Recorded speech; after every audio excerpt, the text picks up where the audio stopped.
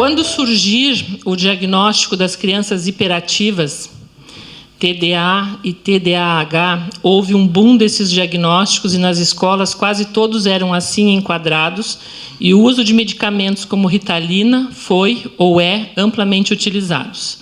Hoje o mesmo estaria acontecendo ou em vias de acontecer, onde o diagnóstico de autismo se torna muito farto? Infelizmente não. Tá? Este é um diagnóstico extremamente severo.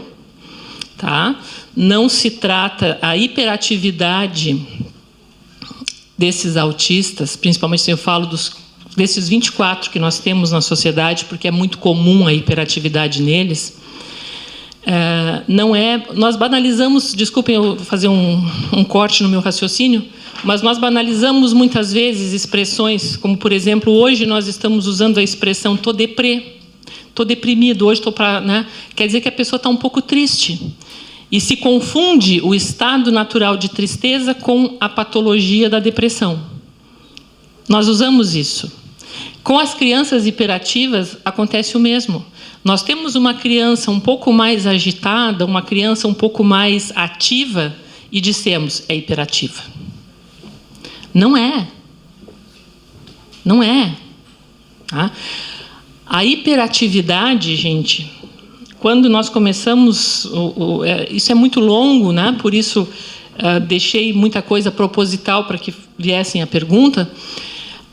Quando nós começamos a trabalhar a hiperatividade desse nosso primeiro caso, o Georges me disse o seguinte: controlem no tempo o relógio, controlem quantos minutos ele fica fazendo a mesma coisa, porque nós vamos começar a mexer nisso. Eu disse, muito bem. Colocamos lá, o Eduardo me trouxe, conseguiu um cronômetro, o Rogério ficou com o cronômetro na mão, 30 segundos. Sabem o que é isso? Nesse espaço em que nós estamos conversando, ele já teria feito 3 coisas.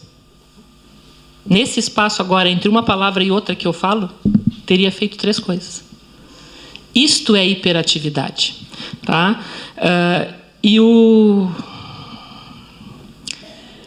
A segunda pergunta, já se deparou com casos de crianças diagnosticadas autistas e que não o são? Não. Tá? Infelizmente, em termos médicos, esse diagnóstico foi demorado, hoje está mais fácil, porém não tanto, muitas vezes são 1 ano ou 2 até se ter esse diagnóstico. No entanto, eu ainda não me deparei com um diagnóstico errado. Tá bem? Na nossa associação, temos o pedido de uma avó para a sua neta autista de 22 anos. Ele e os pais são extremamente católicos, não sabem deste pedido. Ajudamos através... Me ajudem? Da ficha, com passes e a ajuda dos mentores espirituais. Na sua opinião, o que podemos fazer mais? Conversar com esses pais. Ajudá-los, dar-lhes, como aquela cegonha, né? Dar-lhes equipamentos, dar-lhes apoio e entender se eles não aceitam nada. É lamentável, mas é um processo humano, nós temos que compreender. Eles vivenciam aquele momento daquela cegonha quando ela foge, mas depois ela volta, ela aceita, se equipa e segue o trabalho. Né? Eles estão no momento da fuga. Tomar a Deus, vamos pedir, né? Vamos orar que eles, não importando se são católicos ou não, né? Que aceitem, que acolham, que possam trabalhar, porque isso será bom para a vida deles pais. Né? Que sempre que a gente nega uma situação, ela se complica mais.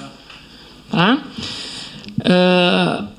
Podemos dizer que o autismo é resultante da não superação da perturbação do reencarnante? É uma hipótese. É uma hipótese. Tá? No meu ponto de vista, é uma hipótese. Comprovação é hipótese. Hipótese ainda não tem comprovação. Mais ou menos como a questão do buraco negro, né? Que teve a sua confirmação esta semana. No entanto, era uma hipótese da ciência já há muitas décadas. É a minha hipótese. Tá? que, aliás, não foi dedução minha, também foi levada a essa conclusão com o trabalho e com as orientações do Georges. Foi percebido em algum paciente desequilíbrios nos intestinos e concentrados neles foi tentado? Não. Não temos hoje nos nossos 24 meninos, não temos nenhum relato, nenhuma queixa da família com relação a problemas de intestino. E não trabalhamos os intestinos, trabalhamos o que eu demonstrei. Tá?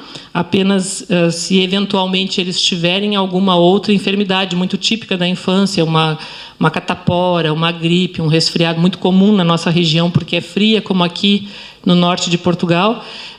Então, os problemas respiratórios são bastante frequentes, então nós atendemos de acordo com isso. Mas não, este caso não temos.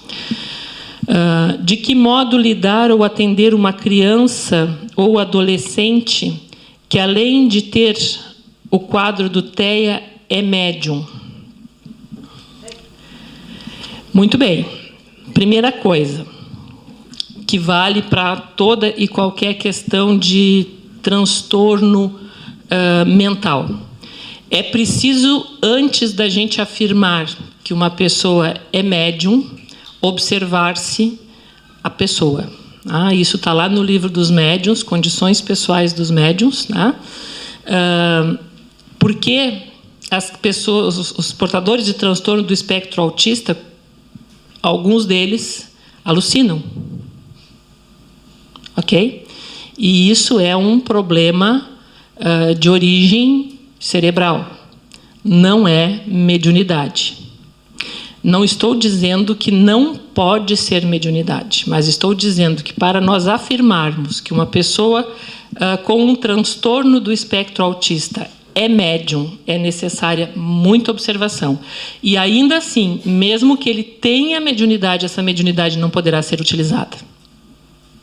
Tá? Porque ele tem um problema maior. Salvo que ele seja daqueles poucos casos que mantenham a sua capacidade intelectual. E também estou falando aqui em hipótese, vou parar por aqui, porque não tenho esse caso em observação, tá? Mas deixo para vocês o seguinte: todo e qualquer caso que envolva a pessoa vê coisas, a pessoa ouve vozes, a pessoa sente, tem arrepios, sente como se alguém a tocasse.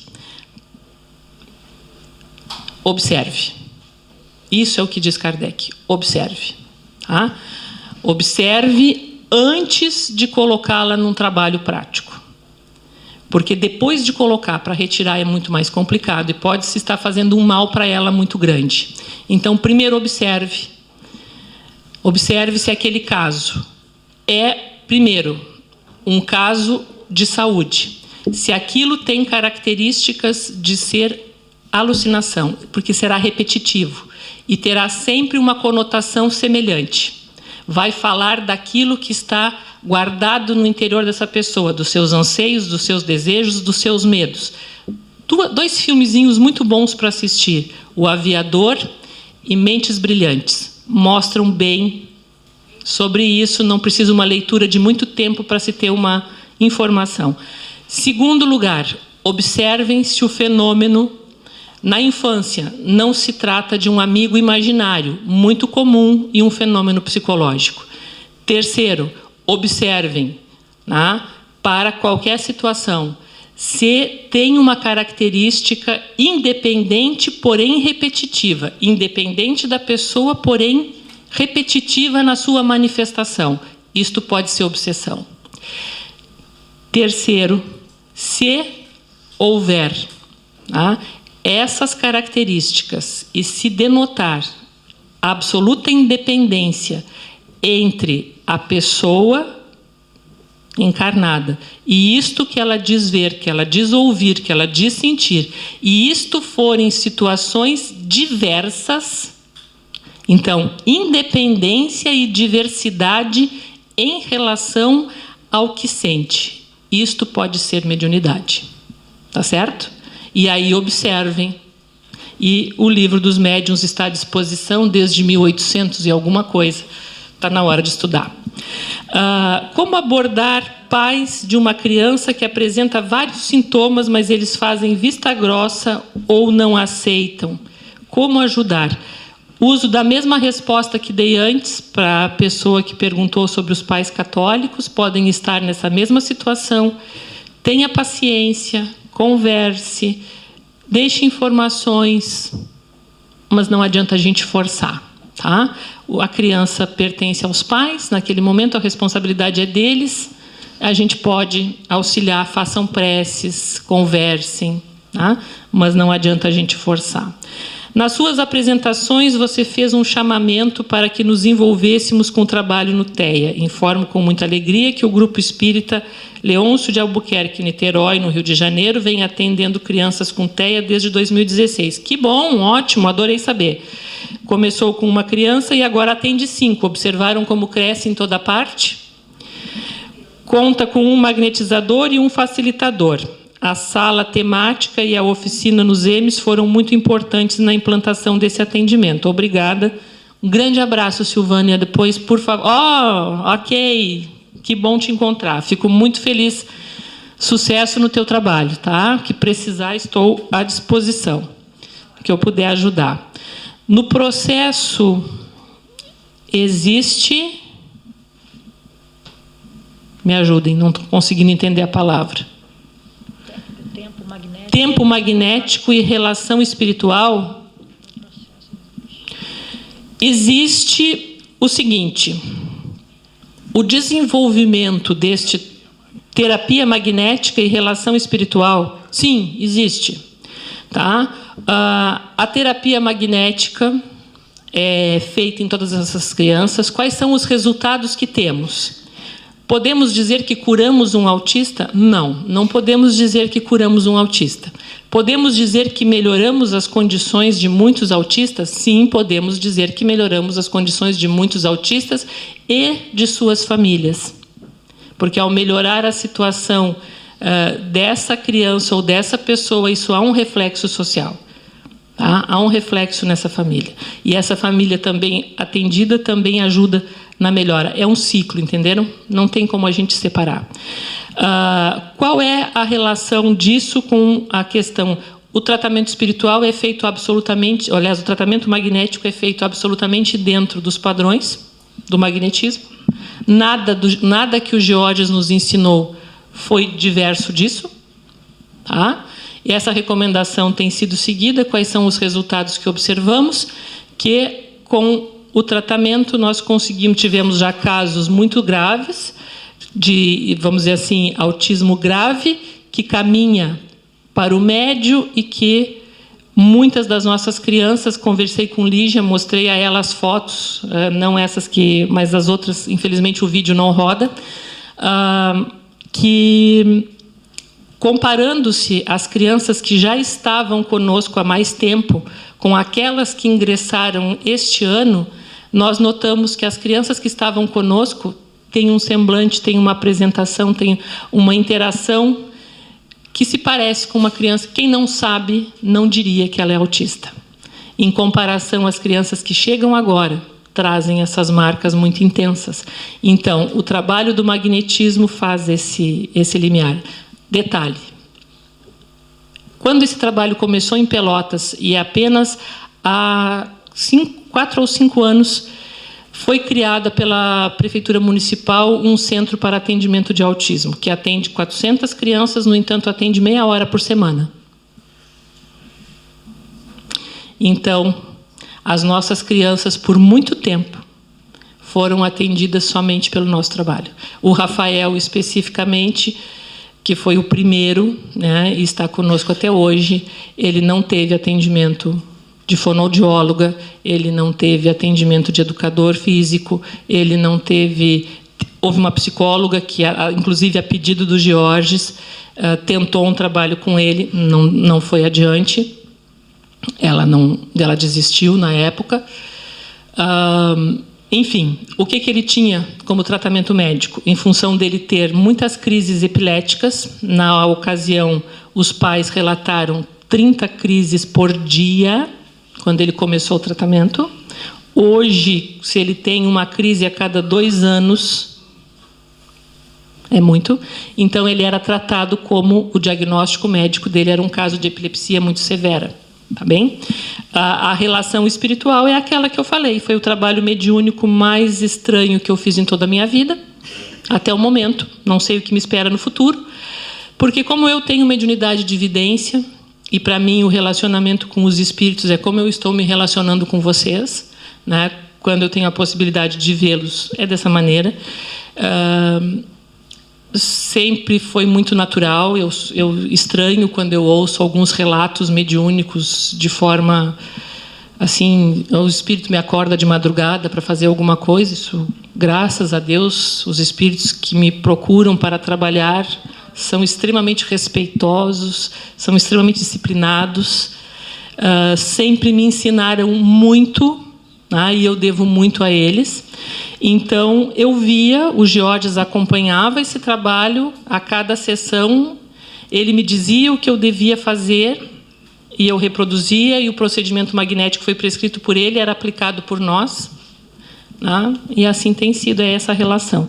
É comum os portadores de TEA serem também presentes os transtornos compatíveis com a esquizofrenia? Se existe, seria um caso em que, assim, dentro das leituras que eu faço sobre o assunto, eles não tratariam como um TEA e esquizofrênico. Seria como um transtorno mais amplo, algo que envolveria uma gama maior, que, me desculpem, me foge o termo, mas não seria uma associação TEA-esquizofrenia, tá bom? Seria um transtorno que teria somatórios e características parecidas e que tem um nome próprio. Mas eu vou ficar devendo, depois eu passo para a Lígia, se é uma pergunta daqui, pode ser posta na quarta-feira no trabalho. Alguma coisa mais para mim? Sim.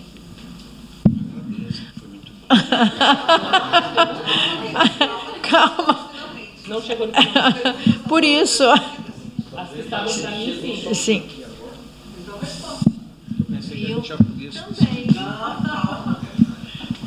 Tem uma pessoa com uma mão levantada lá. A magnetização de medicamentos. Existem pessoas que tomam imensos medicamentos e com o magnetismo elas tendem a diminuir os mesmos.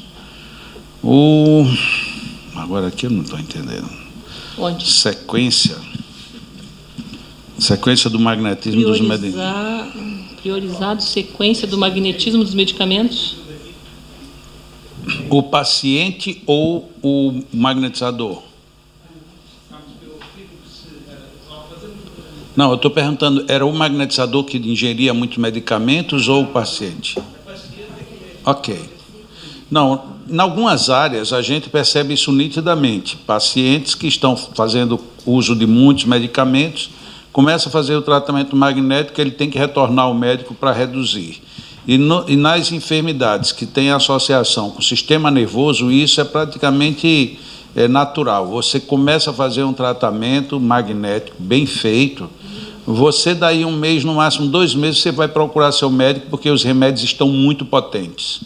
Por quê? Porque nessas terapias você melhora a filtragem da química e, inclusive, desaloja a química que estava depositada. Então, isso potencializa muito. Mas isso é diferente do magnetismo direto no medicamento. A vantagem do magnetismo no medicamento é porque ele tanto pode potencializar o que você precisa sem sequelas, como ele pode também reduzir os efeitos das sequelas, diminuindo a potência do que é indevido. Ainda para nós, eu coloco até essa palavra, é um mistério.